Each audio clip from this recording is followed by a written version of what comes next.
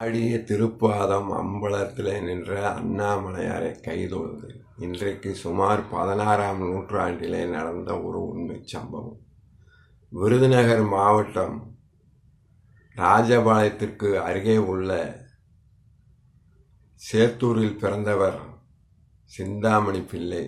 இளமையிலேயே இறைவன் மீது பாடல்களை புனையும் தெய்வ அருள் பெற்றவர். அவர் சேரைத்தல புராணம் என்னும் நூலை இயற்றி அவையிலே அரங்கேற்றம் செய்கின்றார். மன்னன் மகிழ்ந்து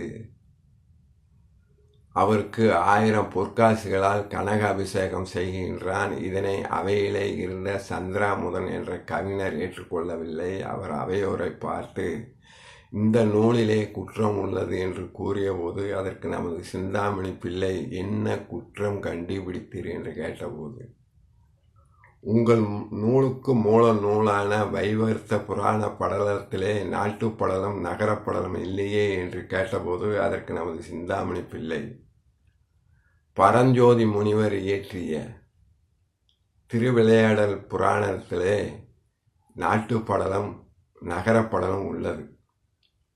அதனை அடியொற்றியே எனது நூலை எழுதினேன் என்று கூறுகின்றார். அதனை சந்திராமுதன் ஏற்றுக்கொள்ளவில்லை. இருவருக்கும் வாக்குவாதம் தொடர்கின்றது. இறுதியாக சந்திராமுதன் கேட்ட கேள்விகளுக்கெல்லாம் ஆணித்தரமாக பதிலளிக்கின்றார் நமது சிந்தாமணி பிள்ளை.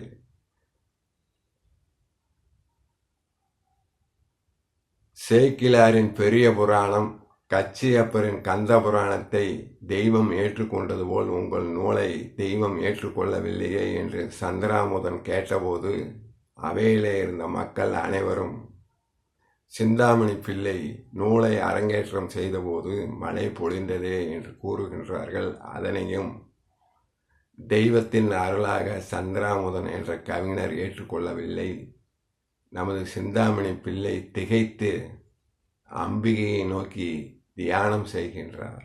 அப்போது ஆலயத்திலே இருந்த கிளி ஒன்று பறந்து வந்து அம்பிகையின் பூச்செண்டை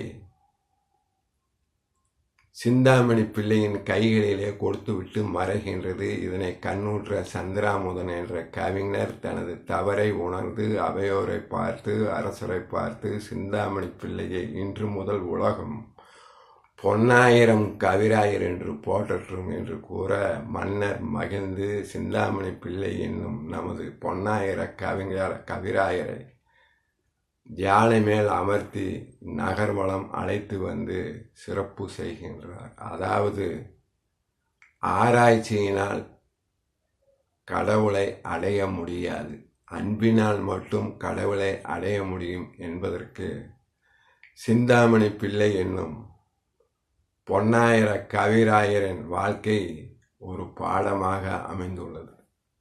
ஓ நமச்சிவாய். ஆடிய திருப்பா